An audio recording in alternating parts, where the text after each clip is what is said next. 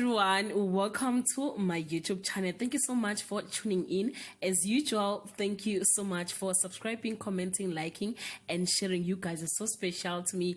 If you haven't subscribed yet, please don't hesitate to press the subscribe button and join Sanel Live What channel. Theophilus did was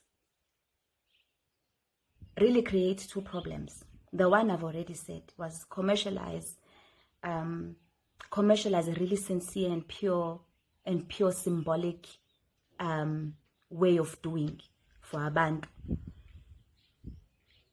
rob it of its purity and sincerity. But what it also did is that because it became a commercial thing, it meant that umuntu ongakwazi uku-afforda ilobolo, even as a indoda that is sincere in his intentions with the one he loves, it meant ngekasakwazi ukuba nalowo muntu wesifazane because wayengakwazi ukum-afforda. Not understanding, this was not about affordability. Never. It was never about affordability.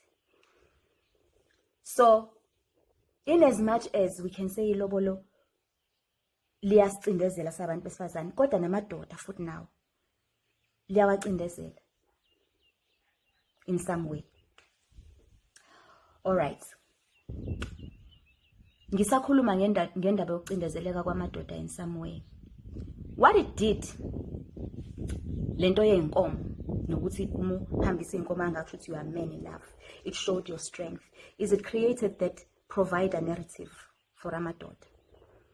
Mungenazi inkomo okusho ukuthi awusiyo indoda, which is a problem because African values, ubuntu, is against that. In fact, ubuntu abusho njalo. Is ubuntu buthi indoda must be responsible for the well-being of his family. Responsible. And how we know that is, I recently discovered ukuthi leli culo leli elithi ubuhle bendoda inkomo zakhe has nothing to do with inkomo that represent you as the wife, because thina sikhule sazi ukuthi lelo culo what it actually means is that ubuhle bendoda is his strength demonstrated through inkomo zakhe, akwazile ukuthi ayishaye noma ayikhiphele wena, which means ubuhle bakhe uwena ngeinkomo zakhe. That's not what the song means. Leli culo liqhamuka from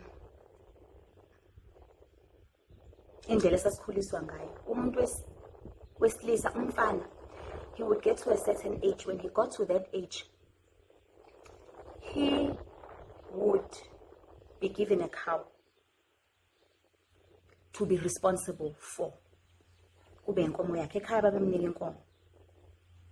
And as he grew in responsibility, he would get more cows.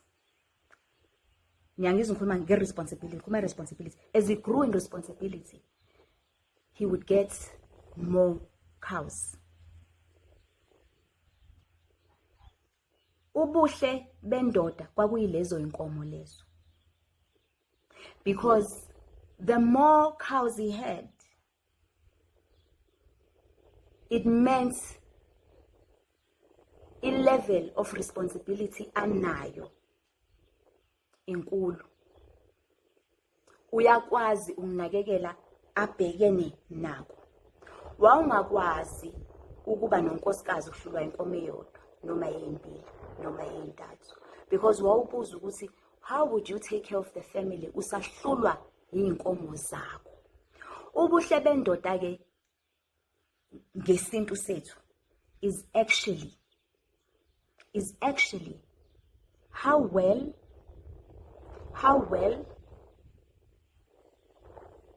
he takes care of his family, because unikwa bona as irresponsibility yakhe. And it's not take care of a family with regards to imali, with regards to being able to just afford to buy up. No, it's not just that. His strength is his responsibility for his family with regards to their well-being. Well-being yabo being, making sure ukuthi whatever they are calling their purpose, that is fulfilled. He creates an environment that is conducive for his family to thrive. It had nothing to do with indaba yemali okwazi ukuyikhipha. Ukuba indoda, i-strength sendoda, sasisirecognizer, sasidemonstrator a level of responsibility that he took upon his family.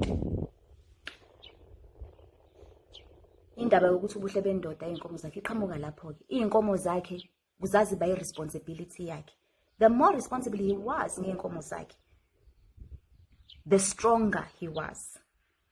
His strength was his responsibility. Isintu sisho njalo.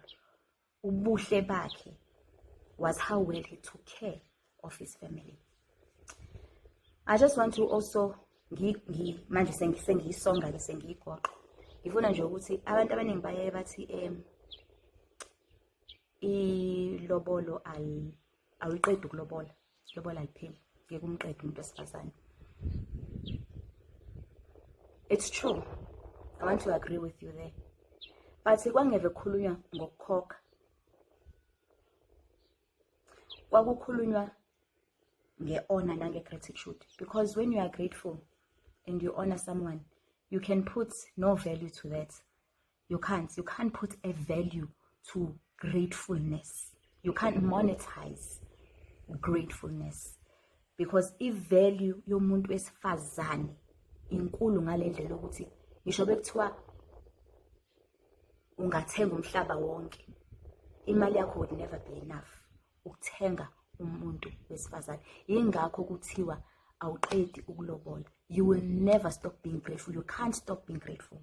You'll never finish gratefulness ne-honor when it comes to umuntu wesifazane ngoba i-value yakhe nento ayilethayo umndeni wakho nento ayilethayo emphakathini inkulu kakhulu. You can never monetize it.